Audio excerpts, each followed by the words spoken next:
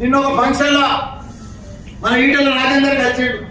నాకు పాత ఫ్రెండ్, నా ఎంబడి మంత్రి ఉండే, మన పార్టీ మోసం చేసి పోయిండు మన కేసీఆర్.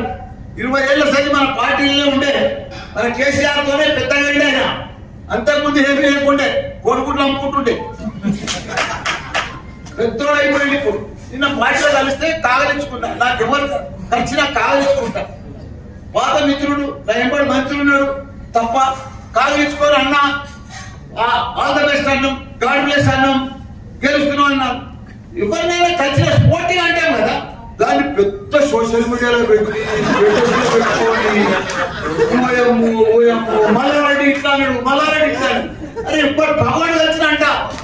మీకు ఎగ్జాంపుల్ చెప్తా.